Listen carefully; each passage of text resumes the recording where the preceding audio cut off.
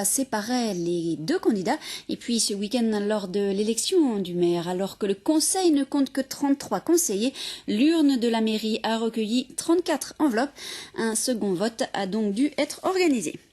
Les auberges de jeunesse ne sont plus ce qu'elles étaient. La dernière des résidences parisiennes vient d'ouvrir ses portes au bord du bassin de la Villette et le lieu est étonnant. Architecture contemporaine, confort assuré et bien sûr les prix qui restent encore modestes. Norbert Cohen et Isabelle Audin. Great, thank you very much. 2 days in Paris, 2 jours pour visiter Paris. Karine et son frère ne rêvent que d'une chose, voir de leurs propres yeux Notre-Dame, la Tour Eiffel et le Louvre.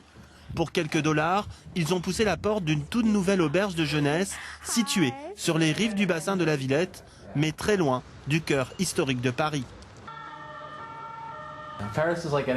Paris, c'est comme toutes les grandes villes. Moi, je viens de Los Angeles et ma sœur de Londres. Et dans toutes les grandes villes, il y a des endroits qui ne sont pas touristiques. Ce n'est pas très compliqué, d'autant plus qu'il y a le métro. Au 19e siècle, ces bâtiments jumeaux abritaient des magasins généraux où l'on stockait des marchandises. En 1990, un incendie détruit un des 2 édifices, devenu un squat d'artistes. L'auberge de jeunesse a été construite sur ce site au nord-est de Paris.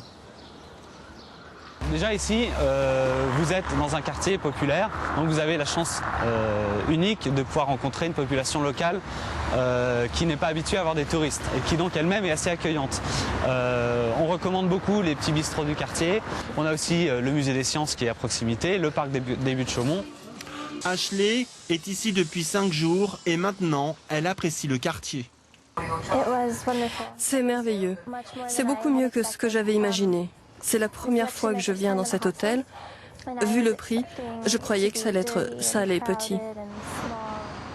Demain, Ashley retournera dans son Colorado natal avec peut-être une autre vision de Paris dans ses bagages. La première diva française aurait eu 200 ans aujourd'hui. C'est pour rendre